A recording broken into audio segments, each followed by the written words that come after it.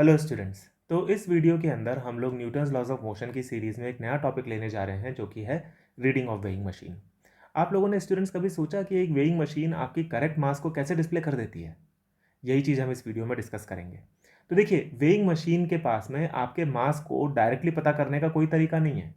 Weighing machine के पास में आपके बारे में जो केवल एक इन्फॉर्मेशन अवेलेबल है, वो इन्फॉर्मेशन है नॉर्मल कॉन्टैक्ट। आपके और वेइंग मशीन के बीच में एक नॉर्मल कॉन्टैक्ट आएगा जब आप वेइंग मशीन पे खड़े हो जाओगे, और वेइंग मशीन के ऊपर ये नॉर्मल कॉन्टैक्ट आएगा डाउनवर्ड डायरेक्शन में, और इतना ही नॉर्मल कॉन्टैक्ट आपके ऊपर आ रहा होगा अपवर्ड डायरेक्शन में। केवल ये नॉर्मल कॉन्टैक्ट एक ऐसी इन्फॉर्मेशन है जो कि वेइंग मशीन के पास में आपके बारे में अवेलेबल है, और इस नॉर्मल कॉन्टैक्ट की हेल्प से ये वेइंग मशीन आपके मास को डिस्प्ले कर देती है। ये वेइंग मशीन का कोर कंसेप्ट है। ठीक है। तो अब हमको पता है कि अगर हम आपका फ्री बॉडी डायग्राम बनाएं, मान लो ये आप हो और आपका फ्री बॉडी डायग्राम बनाएं, तो हमको पता है N will be equal to M G आपके लिए, अगर वेइंग मशीन और आप दोनों स्टेशनरी हो ग्राउंड के रिलेटिव, तो हम बोल सकते हैं N will be equal to M G. तो आपके लिए हमारे पास में ये इन्फॉर्मेशन अवेलेबल है कि एन की वैल्यू एम जी के बराबर होगी, और इतना ही नॉर्मल कॉन्टैक्ट जो है वो वेइंग मशीन भी एक्सपीरियंस कर रही होगी आपके द्वारा। तो अगर मान लीजिए मैं आपसे पूछूं कि वेइंग मशीन जो नॉर्मल एक्सपीरियंस कर रही है वो आपको अगर पता है, तो वेइंग मशीन अब मास को डिड्यूस करने के लिए क्या काम करती होगी, इसके बारे में अब आप एक अनुमान लगा सकते हैं, एक आप प्रिडिक्शन कर सकते हैं। तो आपने जो सोचा होगा वही यहाँ पे हमारा आंसर आने वाला है। वो ये है कि अगर मान लीजिए हम जो नॉर्मल कॉन्टैक्ट वेइंग मशीन के द्वारा एक्सपीरियंस किया जा रहा है उसको अगर जी से डिवाइड कर दें, और जो हमारे पास में वैल्यू बचेगी उसको हम वेइंग मशीन की रीडिंग के फॉर्म में डिस्प्ले कर दें, तो वही मास डिस्प्ले हो जाएगा। क्योंकि हमको पता है कि एन जो है वो एम जी के बराबर है, तो एन बाई जी की वैल्यू एम के बराबर आ जाएगी। और एग्जैक्टली यही कंसेप्ट है वेइंग मशीन का। वेइंग मशीन क्या करती है?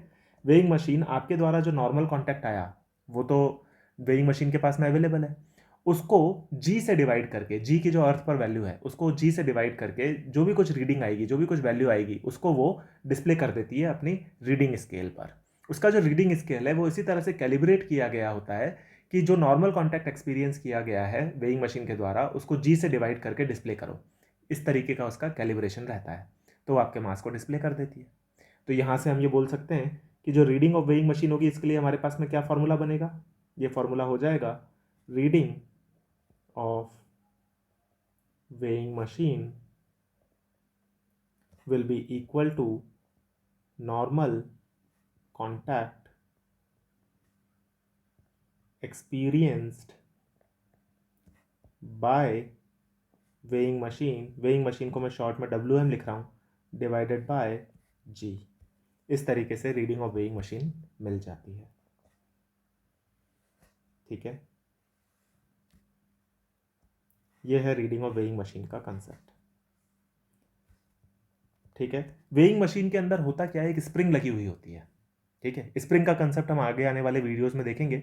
वेइंग मशीन के अंदर एक स्प्रिंग लगी हुई होती है, तो जब वो स्प्रिंग दबती है तो उसके दबने के हिसाब से हम ये पता लगा लेते हैं कि कितना फोर्स उस स्प्रिंग के अंदर डेवलप हुआ है।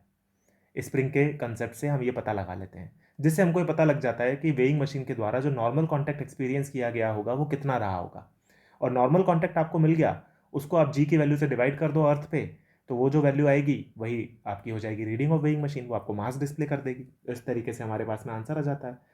ठीक है, यहाँ पर ये मेंशन करना अच्छा रहेगा कि हम यहाँ पे जी ऑन अर्थ लिख दें, कि ये जो जी की वैल्यू हम ले रहे हैं वो जी ऑन अर्थ लिख रहे हैं। ठीक है, क्यों हम लिख रहे हैं? देखो, मान लो अगर आप इस वेइंग मशीन को, एक हाइपोथेटिकल एग्जांपल लेते हैं कि आप मून पे लेके चले गए, वो वाली वेइंग मशीन जो कि अर्थ के हिसाब से कैलिब्रेटेड है, उसको आप मून पे लेके चले गए और मून के ऊपर आप इस वेइंग मशीन के ऊपर खड़े हो गए, तो फिर ये आपका करेक्ट जो मास है वो डिस्प्ले नहीं करेगी, क्योंकि वहाँ पे नॉर्मल कॉन्टैक्ट बदल जाएगा। नॉर्मल कॉन्टैक्ट वहाँ पे 1/6 हो जाएगा, क्योंकि जो मून के ऊपर ग्रेविटेशनल एक्सेलरेशन है वो अर्थ के कंपैरिजन में 1/6 है, तो वहाँ पे नॉर्मल कॉन्टैक्ट 1/6 हो जाएगा। नॉर्मल कॉन्टैक्ट 1/6 हो जाएगा तो जो रीडिंग आएगी वो भी 1/6 आएगी, है ना? तो इसीलिए यहाँ पे मेंशन करना इंपॉर्टेंट है कि ये अर्थ के हिसाब से कैलिब्रेटेड है वेइंग मशीन, और जनरली हम जो वेइंग मशीन यूज़ करते हैं वो अर्थ पे यूज़ करते हैं, और हम कोई इंटर टेरेस्ट्रियल बीइंग तो है नहीं कि हम दूसरे प्लैनेट्स पे डेली जाते रहते हैं और वहाँ पे अपने वेइंग मशीन को यूज़ करते हैं। तो इसीलिए फ़र्क नहीं पड़ता, पर मैंने ये चीज़ आपको इसलिए बताई क्योंकि क्वेश्चनर जो है, जो आपको डिफरेंट बुक्स में या फिर डिफरेंट प्लेसेस में जो क्वेश्चंस मिलेंगे, वो तो क्वेश्चन किसी भी तरीके के बनाएगा, वो तो यही मानेगा कि आप एक्स्ट्रा टेरेस्ट्रियल बीइंग हो और आप किसी भी प्लेनेट पर जा करके आप वेइंग मशीन को यूज़ कर सकते हो, लिफ्ट में यूज़ कर सकते हो, कहीं पे भी यूज़ कर सकते हो। इसलिए मैंने आपको ये चीज़ यहाँ पे एम्फेसाइज कर दी। ठीक है। तो अगर आप अलग अलग प्लैनेट्स पे जाकर के वेइंग मशीन यूज़ करोगे तो अलग अलग रीडिंग्स आएंगी depending on the value of G on that particular planet. उसके हिसाब से नॉर्मल कॉन्टैक्ट चेंज होगा, नॉर्मल कॉन्टैक्ट चेंज होगा तो रीडिंग चेंज हो जाएगी। अगर आप इस वेइंग मशीन के ऊपर स्पेस में खड़े हो जाओ, मान लो आप स्पेस में ले गए इस वेइंग मशीन को और आप इसके ऊपर खड़े हो गए, तो रीडिंग कितनी आएगी? रीडिंग ज़ीरो आएगी। क्यों ज़ीरो आएगी? क्योंकि स्पेस के अंदर नॉर्मल कांटेक्ट और आपके और वेइंग मशीन के बीच में जो होगा वो जीरो हो जाएगा, और नॉर्मल कांटेक्ट अगर जीरो हो गया तो रीडिंग भी जीरो हो जाएगी, क्योंकि नॉर्मल कांटेक्ट डिवाइडेड बाय जी यही रीडिंग ऑफ वेइंग मशीन है। ठीक है ना? तो मैं होप कर रहा हूँ कि आपको ये सारे कंसेप्ट क्लियर हो गए होंगे, और इसके ऊपर हम आने वाले वीडियोस के अंदर कुछ क्वेश्चंस कंसिडर करेंगे जिससे आपकी और ग्रेटर अंडरस्टैंडिंग बिल्डअप हो जाएगी। ठीक है स्टूडेंट्स, तो हम लोग मिलते हैं आने वाले वीडियोस में। Thank you.